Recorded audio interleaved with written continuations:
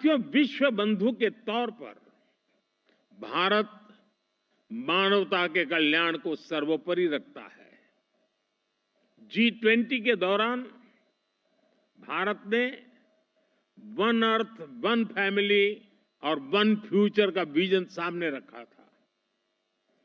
भारत ने एनवायरनमेंट को बचाने के लिए लाइफस्टाइल यानी मिशन लाइफ का भी मंत्र दिया।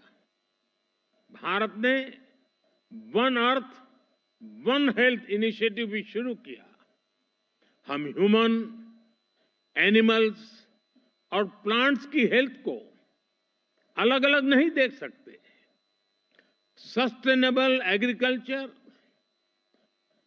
और फूड सिस्टम्स के सामने आज जो भी चैलेंजेस है, इनको वन अर्थ, वन फैमिली और वन फ्यूचर की होलिस्टिक अप्रोच के साथ ही निपटा जा सकता है। साथियों, एग्रीकल्चर हमारी इकोनॉमिक पॉलिसी के सेंटर पे है।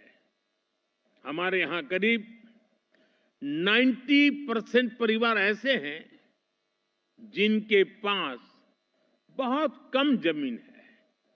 ये छोटे किसान ही भारत की फूड सिक्योरिटी की सबसे बड़ी ताकत है। यही स्थिति एशिया के कई विकासशील देशों में है। इसलिए भारत का मॉडल कई देशों के काम आ सकता है। जैसे एक उदाहरण के लिए सस्टेनेबल फार्मिंग का। भारत में हम बड़े पैमाने पर केमिकल फ्री नेचुरल फार्मिंग को प्रमोट कर रहे हैं। इसके काफी अच्छे रिजल्ट देखने को मिले हैं। इस साल के बजट में भी बहुत बड़ा फोकस सस्टेनेबल फार्मिंग और क्लाइमेट रेजिलिएंट फार्मिंग पर है। हम अपने किसानों को सपोर्ट करने के लिए एक पूरा इकोसिस्टम डेवलप कर रहे हैं। भारत का बहुत जोर क्लाइमेट रेजिलिएंट क्रॉप से जुड़ी रिसर्च एंड डेवलपमेंट पर है। बीते 10 सालों में हमने करीब 1900 नई क्लाइमेट रेजिलिएंट वैरायटी अपने किसानों को दी है। इसका लाभ भारत के किसानों को भी मिल रहा है। हमारे यहां राइस की कुछ वैरायटीज ऐसी भी है जिनको ट्रेडिशनल वैरायटीज के मुकाबले 25% कम पानी चाहिए। हाल के वर्षों में हमारे यहां ब्लैक राइस सुपर फूड के रूप में उभरा है। हमारे यहां मणिपुर, असम और मेघालय की ब्लैक राइस को इसकी मेडिसिनल वैल्यू के कारण पसंद किया जा रहा है। वाराणसी से जुड़े अनुभव विश्व समुदाय के साथ शेयर करने के लिए उतना ही उत्सुक है।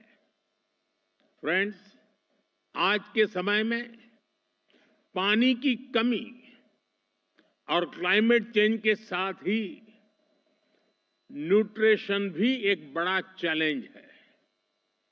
इसका सॉल्यूशन भी भारत के पास है। भारत मिलेट्स का दुनिया का सबसे बड़ा प्रोड्यूसर है, जिन्हें दुनिया सुपर फूड कहती है, और उसे हमने श्री अन्न की पहचान दी है। ये मिनिमम वाटर मैक्सिमम प्रोडक्शन के सिद्धांत पर चलते हैं। भारत के अलग अलग super foods global nutrition problem को एड्रेस करने में बड़ी भूमिका निभा सकते हैं। भारत अपने सुपर फूड की इस बास्केट को दुनिया के साथ साझा करना चाहता है।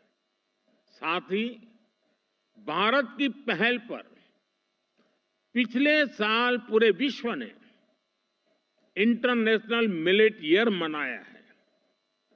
फ्रेंड्स, बीते एक दशक में हमने फार्मिंग को आधुनिक टेक्नोलॉजी से जोड़ने के लिए अनेक प्रयास किए हैं।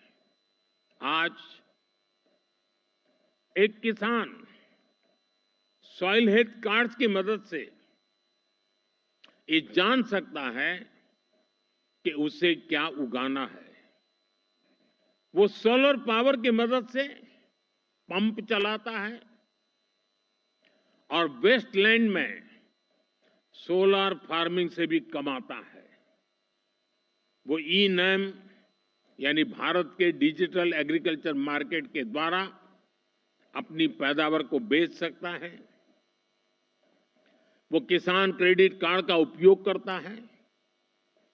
वो प्रधानमंत्री फसल बीमा योजना के माध्यम से अपनी फसलों की सुरक्षा सुनिश्चित करता है।